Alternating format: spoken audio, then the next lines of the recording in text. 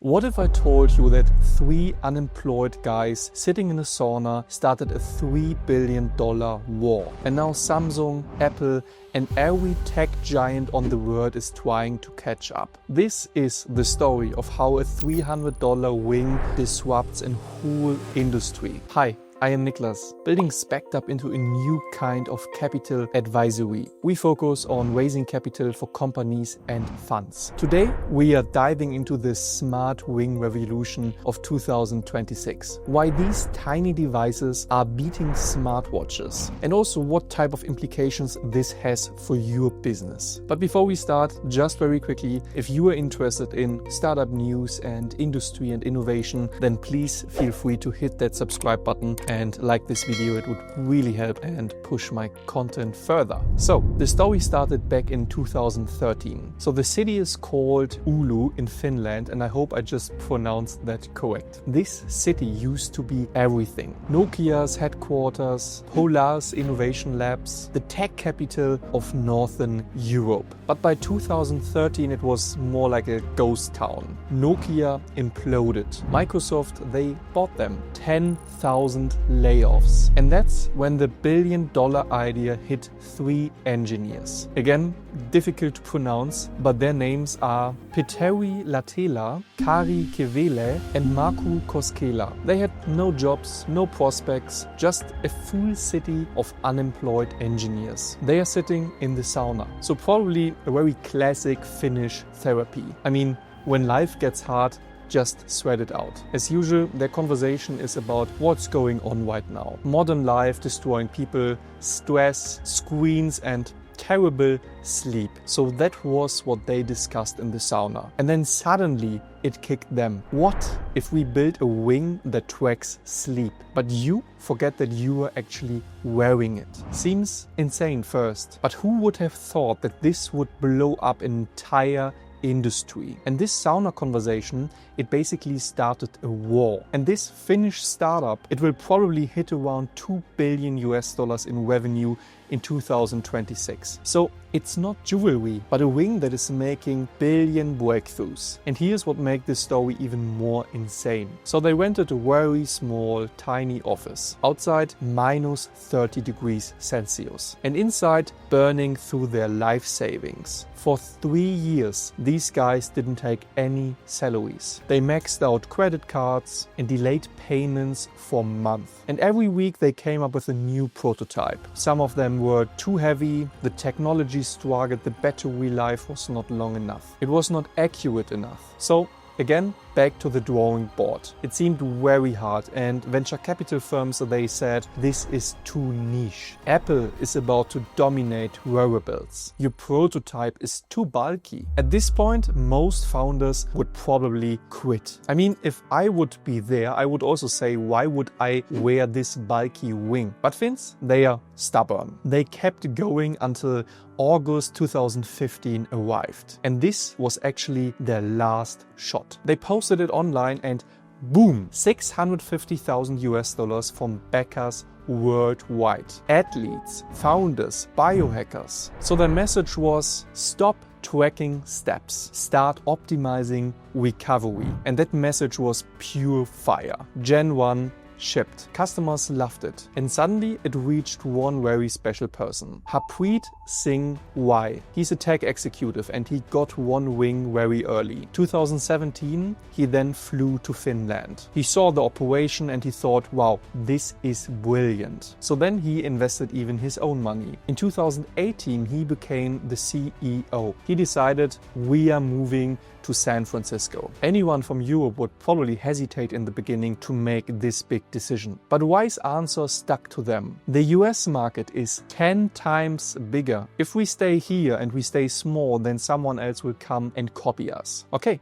So let's go. The execution was perfect. Even Prince Harry wore one. Michael Dell invested. And Elon Musk tweeted about it. Jack Dorsey called it essential. And suddenly, Oura is aspirational. VCs started to pouring money into it. Forerunner, Gradient, which is, by the way, Google's fund, Chernin Group. And you know what? They raised nearly 150 million until 2021. And then they did a very controversial move. So they started to add a subscription to their business model. $6 per month to unlock insights. Polarizing? Yes. Profitable? Absolutely. 2020, COVID hit, and we all know that this will be huge in healthcare. Oura took it as a challenge. The wings were designed so they can track like the temperature to detect illness before the symptoms. NBA uses Oura in their bubble, and due to this one feature, sales exploded. They shipped the idea and used the opportunity extremely well. So Oura just validated an entire category, and that's when the wolves arrived. Meanwhile, across the world, people took inspiration. So now we are in Los Angeles 2021. Professor Guoxing Wang is frustrated. He's a brain chip pioneer. He spent a decade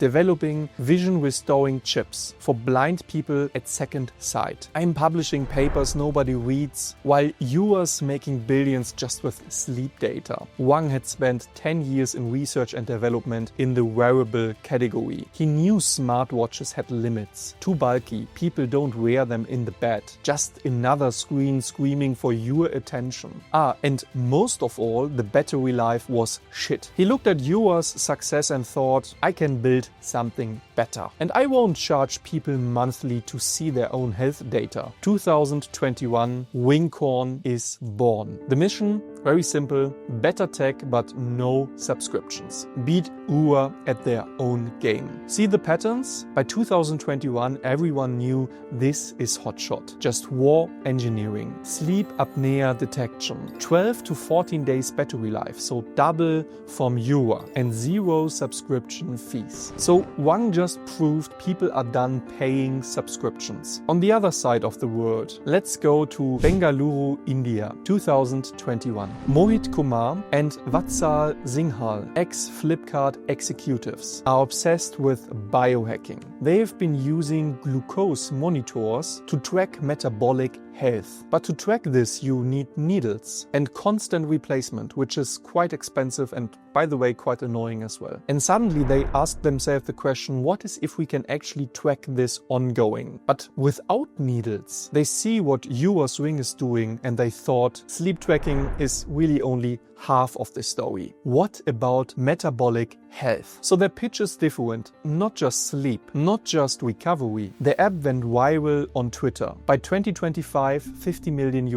in revenue. Backed by Nexus Ventures, Bloom Ventures and Alpha Wave. They are growing fast. Let's see now another part. Seoul, South Korea 2023. We are in a Samsung board meeting right now, a 200 billion revenue company. Shortly after this meeting later in 2024, they launched their own ring. $399. No subscriptions up to today. Integrated with Samsung Health and the entire ecosystem. They also have an energy score similar to the scoring that you get in Oura. Massive retail distribution. Very aggressive marketing as well. But they are late. Oura had 8 years to build trust. Also Wingcorn and Ultrahuman moved faster. So Samsung has to play catch up. And there are even some rumors that say that Wing 2 got delayed because of some patent issues. So we got the OG champion, which is obviously Oura. They created this category and set the gold standard for sleep and recovery tracking. At their core, all of these rings are packed with sensors. But the real difference is in the sensor accuracy. These devices don't just show you data, they try to interpret it. So now let's speak about the business model perspective, because here is where it gets super interesting. Oura is using the razor and blade business model. They sell the hardware